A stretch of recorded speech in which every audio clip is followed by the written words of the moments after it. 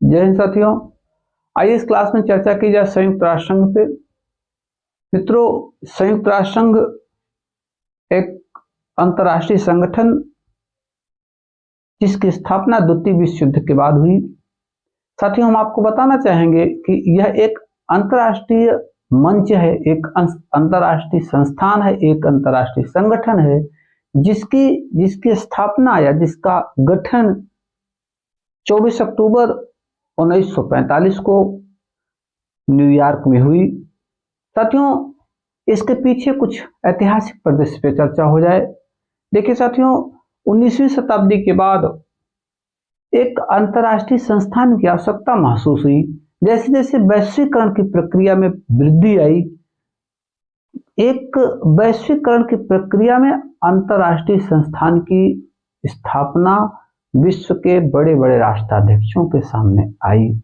इस विषय पर इन लोगों ने कहीं न कहीं से एक संगठन बनाने की बात रखी थी, लेकिन वो संगठन मजबूत नहीं थे। प्रथम विश्व युद्ध साथियों, जो 1914 से 1918 के मध्य लड़ा गया, इस प्रथम विश्व युद्ध के बाद 1920 में राष्ट्रसंघ नामक एक अंतर्राष्ट्रीय संस्थान बनाया गया था जरूर, लेकिन उसके पास उतनी शक्तियां नहीं थी कि वह अगले विश्व युद्ध को रोक सके।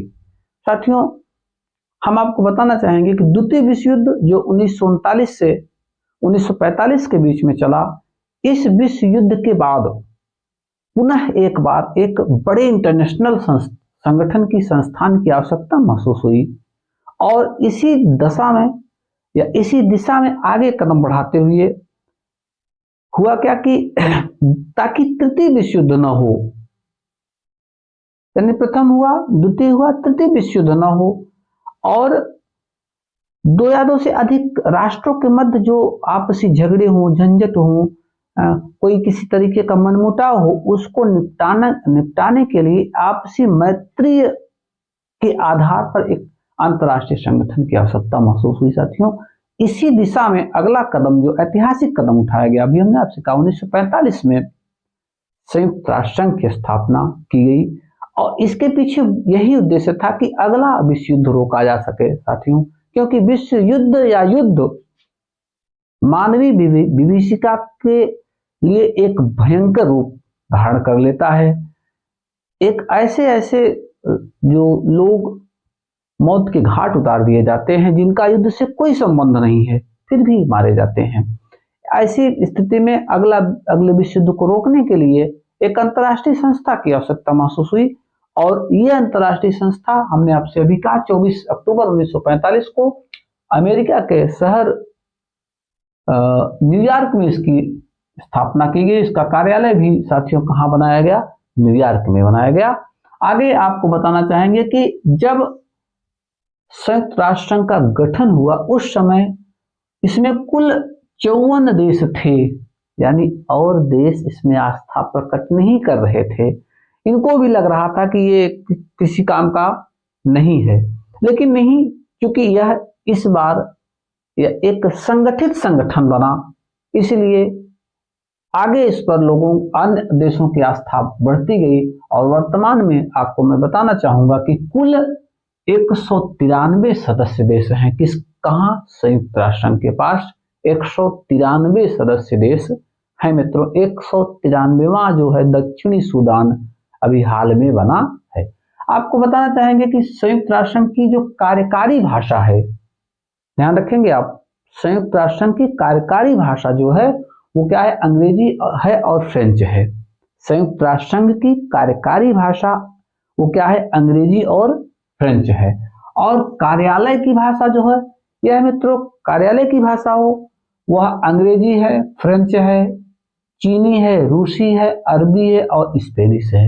ये कार्यकारी भाषाएं हैं। मित्रों, आगे हम आपको बताना चाहेंगे कि संयुक्त राष्ट्र संघ के जो अभिकरण हैं, इनके अंग हैं। एक हमने कहा ना, एक बड़ा संगठन है, तो बड़ा संगठन इकलौता चलेगा नहीं, इसके लिए अलग अलग अभिकरणों की, अलग अलग अंगों की संरचना बनाई गई होगी ताकि अगले विश्व युद्ध को रोका जा सके, अगले झगड़ों को, अंतर्राष्ट्रीय विवादों को निपटारा किया जा सके, अंतर्राष्ट्रीय समस्याओं को हल किया जा सके। इस दिशा में संयुक्त राष्ट्र संघ के हम क्या चर्चा करेंगे, इनके अंगों की। मित्रों, इसका जो सबसे इंपॉर्टेंट और सबसे बड़ा जो अंग है वो है महासभा।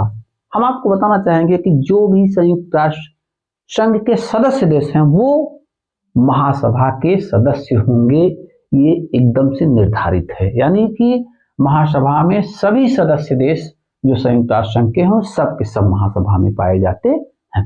अब मित्रों, महासभा को यूं कह लीजिए अंतर्राष्ट्रीय संसद भी कह लीजिए, विश्व की सबसे बड़ी संसद भी कह सकते हैं आप, उसमें दो राय नहीं है। एक बहुत बड़ा संगठन है कौन, संयुक्त राष्ट्र संघ का जो सबसे इंपॉर्टेंट वो है अंग, वो है महासभा साथियों।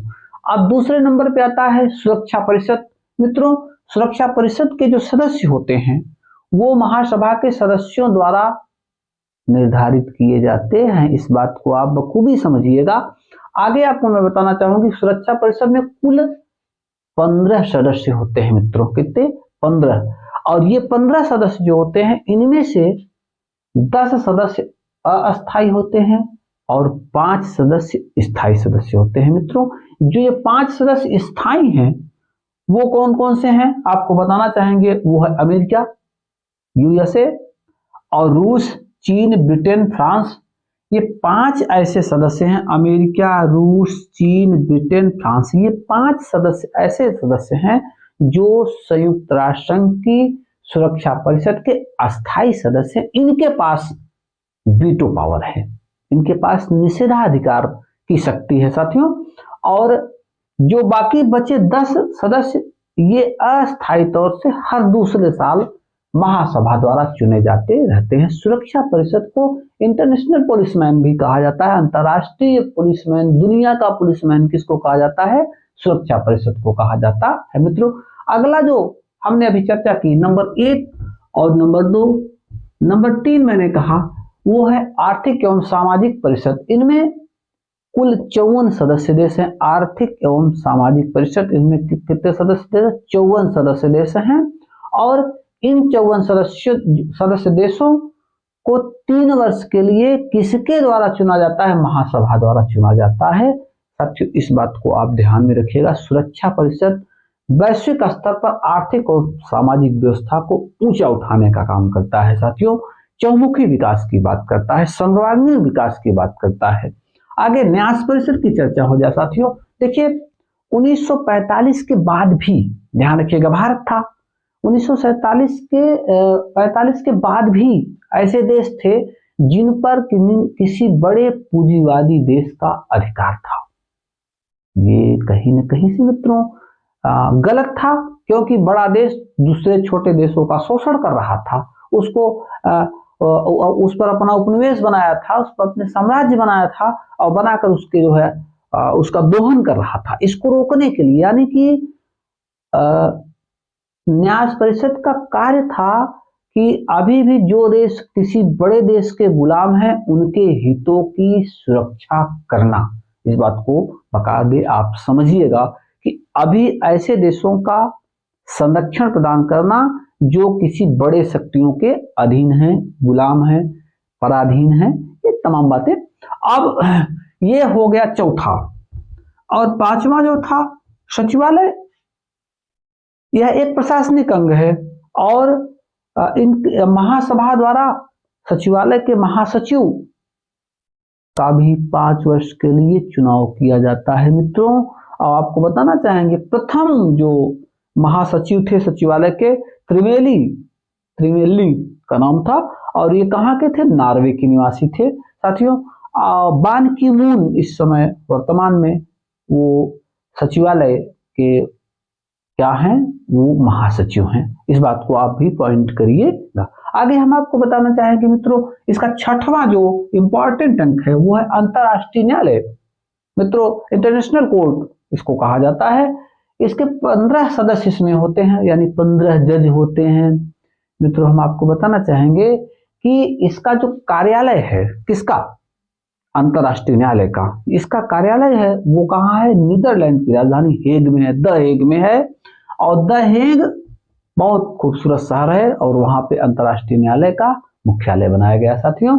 और इनके जजों को 9 वर्ष के लिए क्या किया जाता है, चुना जाता है। आपके भारत के नागेंद्र सिंह वहां इस न्यायपालिका की बेंच में पहुंच चुके हैं। इनकी चर्चा हम अभी थोड़ी देर बाद करेंगे। मित्रों ध्यान रखिएगा, इनका उद्देश्य हम थोड़ा सा चर्चा कर लें। किसका? संयुक्त राष्ट्र संघ का जो उद्देश्य है, देखिएगा 2 पॉइंट में हमने इसकी चर्चा की। अंतर्राष्ट्रीय शांति एवं सुरक्षा बनाए रखना, अभी हमने चर्चा की थी, और राष्ट्रों के बीच उनके समान अधिकार और आत्मसम्मान, निर्णय के आधार पर मैत्रीपूर्ण संबंधों का विकास करना। इन बातों पर हमने आपसे पहले ही चर्चा कर चुके हैं कि अंतर्राष्ट्रीय विवादों या अंतर्राष्ट्रीय शांति और सुरक्षा को बनाए रखने का किसका उत्तरदायित्व है? संयुक्त राष्ट्र संघ का है साथियों। आगे देखेंगे थोड़ा सा। अब संयुक्त राष्ट्र संघ में भारतीय कुछ आपके देश के गौरवशाली लोग वो कहां पे पहुंच चुके हैं? अंतर्राष्ट्रीय संयुक्त सुरक्षा परिषद में, और क्या कहते हैं, न्यायालय में, हर जगह पे आपके देश के लोग पहुंच चुके हैं। हम जरा सा उनकी चर्चा करेंगे। संयुक्त राष्ट्र संघ में भारतीय श्रीमती विजय लक्ष्मी पंडित, श्रीमती विजय लक्ष्मी पंडित ये अध्यक्ष रह चुकी हैं। कहां? संयुक्त राष्ट्र महासभा में अध्यक्ष रह चुकी हैं विजय लक्ष्मी पंडित। पॉइंट करिएगा। अगला, अबुल कलाम आजाद अध्यक्ष यूनेस्को, अबुल कलाम आजाद अध्यक्ष यूनेस्को। आगे डॉक्टर सर्वपल्ली राधाकृष्णन अध्यक्ष यूनेस्को। ये भारत के महामहिम लोग, भारत के गौरवशाली लोग वो अंतर्राष्ट्रीय संस्थानों में नियुक्त किए जा चुके हैं साथियों। उसके बाद डॉक्टर HJ भाभा अध्यक्ष IAIA। आप सोचिएगा इतने बड़े बड़े पदों पे भारतीयों की, ये भारत के लिए गौरव की बात थी उस समय। आगे BR सेन अध्यक्ष FIO, अमृता कौर अध्यक्ष WHO। उसके बाद डॉक्टर नागेंद्र सिंह न्यायाधीश अंतर्राष्ट्रीय न्यायालय, और BN राव न्यायाधीश अंतर्राष्ट्रीय न्यायालय। RK पचौरी अभी हाल में अध्यक्ष IPCC, ये यानी अध्यक्ष चुने गए थे, वो पर्यावरण से संबंधित मामलों के मंत्रालय में या विभाग में, कार्यालय में। ये एक गौरवशाली गाथा है मित्रों भारत के लिए। इन जो 4, 5, 6, 10 नाम हैं साथियों, इस बात पर आप गौर करेंगे, कहीं न कहीं किसी न किसी एग्जाम्स में इनकी चर्चा भी होती रहती है। और आइए अंत में हम आपसे बताना चाहेंगे इस क्लास के माध्यम से कि अंतर्राष्ट्रीय स्तर पर 24 अक्टूबर 1945 को संयुक्त राष्ट्र संघ जैसे बड़े संगठन का की स्थापना की गई, और इसका जो मुख्य थीम या मुख्य लक्ष्य था वो था अंतर्राष्ट्रीय स्तर पर अगले युद्ध को रोकना, और जो भी आपसी वैमनस्यता हो उसको निपटारे के माध्यम से, बातचीत के माध्यम से हल करने का प्रयास किया जाए, ताकि तृतीय विश्व युद्ध ना हो सके। इनके 6 अंग हैं। कौन कौन से? महासभा, सुरक्षा परिषद, आर्थिक एवं सामाजिक परिषद, न्यास परिषद, सचिवालय और अंतर्राष्ट्रीय न्यायालय। तो ये आपके लिए परीक्षा उपयोगी है। जय हिंद साथियों।